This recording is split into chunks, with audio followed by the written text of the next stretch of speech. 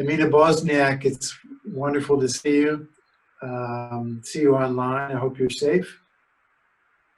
Pretty safe, I would say.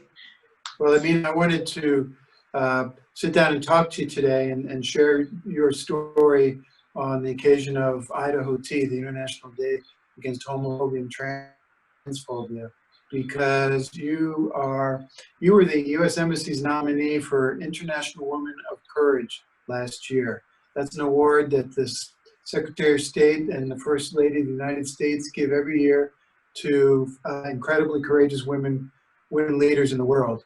And we're very proud, and you should be proud, and Bosnia and Herzegovina should be proud that you were a semi-finalist in that selection. I was super happy to just be nominated for this kind of an award, and I thank the local U.S. Embassy for recognizing not just my work, but my leadership in leading others, especially the Sarajevo Open Center team, and my participation in the organizing committee of the first Pride March, and the work we have been doing on gender equality as something that is worthy of recognition. I know that we have results behind us, and I know that we're very visible, but it's always, it's a good feeling to be recognized by such a high profile and such a high profile kind of entities in this sense.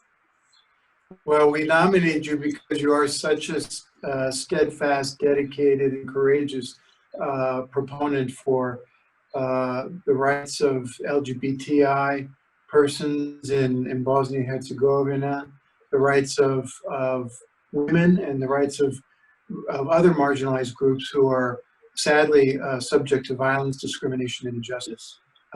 And that was really most evident. You know, for years you've been director of the Sarajevo Open Center, but your courage was most evident last year in helping organize Bosnia and Herzegovina's first successful Pride Parade. As I marched with the 3,000 other participants who joined, and it happened in a very peaceful way.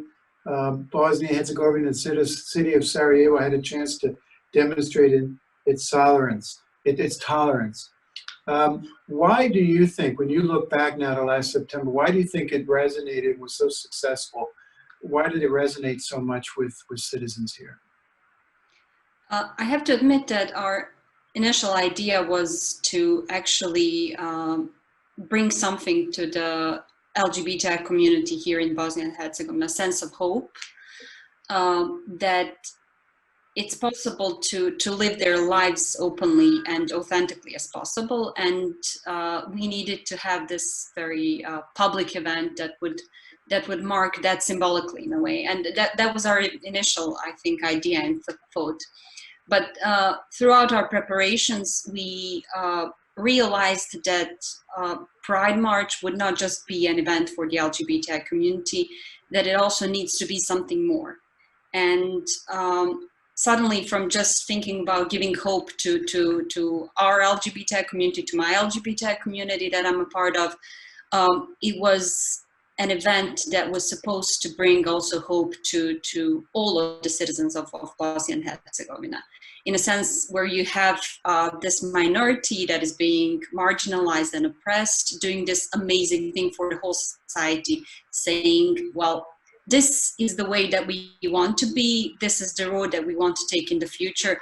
It's a road of accepting different diversities, especially when it comes to sexual orientation and gender identity, but recognizing the fact that Bosnia and Herzegovina is so diverse, and unless we accept that fact, and unless we nurture that fact, and unless we celebrate it, the society doesn't have that much of a bright future.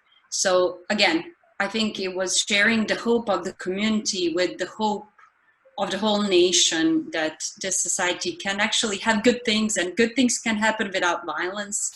And I'm so happy that not just me, but the whole organizing committee was dedicated their time and work, and we persevered you know, throughout, especially the last month prior to the Pride, where there was a lot of political pressure. But we said, no, we're doing this for ourselves, for the community, and for Bosnia and Herzegovina. And I think that people kind of picked up on that and realized, well, this is not just LGBTI people marching. This is an event that means a lot to us, to our freedom and to our future, and what the future of Bosnia is going to look like. So the Pride March was indeed a big success for, I think, for bringing that hope to the community. But every day is not as positive as that day was. And that's one of the reasons why the International Day Against Homophobia and Transphobia is observed. Tell us a bit about what you are doing, what the Open Center is doing to help fulfill the call of this year's Idaho Tea Day, which is Break the Silence. Well, we are going to do several things on the day of May 17th itself to mark this occasion. But what I think is important to mention is that throughout this period, especially since Bosnia and Herzegovina went under the lockdown, we have continued to be there for our LGBTI community, still offering psychosocial support that is very important at this stage, where you have a lot of young people that are trapped in their homes with the parents who might not be approving of their sexual orientation or gender identity. We were there for them the whole time. We still are, and we have been planning on several things that are going to kind of just mark and be a pinnacle of all of our efforts that we do throughout the year, and that is related to our work with the community, where we're going to bring people together, not just LGBTI people, but our allies and supporters again, as we do always, to actually come up with certain messages that we're going to be posting online. This is more or less what we now can work with since the situation with the pandemic is as it is. But I think bringing these messages again to the community and having our work behind us, where we continually remain present, even online, for the community, for the help and the support.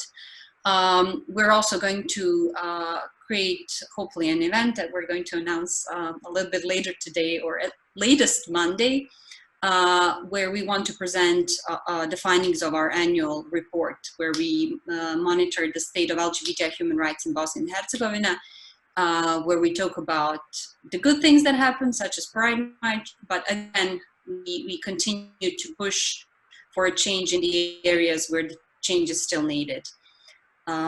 And this event is mostly going to be focused on our decision makers to actually convey the message what still remains to be done, and there are a few things that are important and that we need to kind of start working on. Well, there's much that remains to be done. At the U.S. Embassy, we often say, we often repeat, human rights are LGBTI rights, and LGBTI rights are human rights. Tell me how you explain to the average citizen of Bosnia and Herzegovina why homophobia and transphobia should matter to them. I always start from this idea, where most of the people that I have talked to and met and who have prejudice against lesbians, gays, bisexual, and transgender people mostly did not have contact with them, or did not get the chance to actually have a proper conversation with somebody who belongs to the community. So I bring it back to the fact that, as you said, if LGBTI rights are human rights, and then LGBT people are people, it's as simple as that. So I try to talk about what brings us together, what are the things that speak about our joint humanity. So whether it's love, whether it's pain of loss, maybe on the other side of that equation, whether it's the fact that we still have to go and pick up our bread in the morning, whether we belong to the community or not. So I think my role was to be somebody who brings the people together and speaks about what is common for somebody who might be a lesbian and somebody who might be very straight or gay or, again, cisgender. That is, I think, when you bring it down to this level of speaking about our humanities, then people suddenly realize that, okay, well, sexual orientation might be another aspect of somebody's personality, but you know, we're still at the base of it. We're still very human, and we're all, for example, in the same situation together when we have a crisis, and that's also, I think, a good opportunity for us to speak. You know, this is something that affects us, so please, let's not go to that point where LGBTI people might be again affected more because they're not accepted, or because somebody's violent or discriminative towards them. Well, thank you for all of your work in this endeavor. That simple endeavor, that simple message alone, carrying that in this country, makes you a woman of courage. Tell me, how would you describe how women of courage can make a difference in Bosnia and Herzegovina? I think there are so many women in today's Bosnia and Herzegovina that are doing amazing things, and I wish, and that would be my wish, to actually share the any kind of recognition and award that I get, because that's how you would say in the US, that's how we roll. And I think the most important message is to stay courageous even in these times of crisis, when we have to deal with our personal fears, with the work where we're trying to change the society for the better.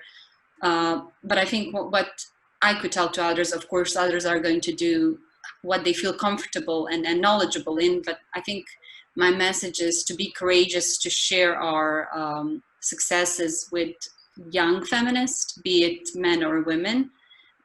We need to kind of start giving that torch to generations that are behind us, and share our knowledge and our secrets of success with younger people, so that this fight can go on. Because I don't think we can be complacent in a way. Yes, now we had the first Pride, but that's just one step in I think still a long road ahead of us. So my successes are shared with my colleagues from Sarajevo Open Center, with my colleagues from the organizing committee, and I just hope that all of us have the personal courage to keep uplifting others in these very strange times that are very challenging. Well, Emina Bošnjak, you are an international woman of courage. We look forward to following your continuing success. Thank you very much. Thank you, Ambassador.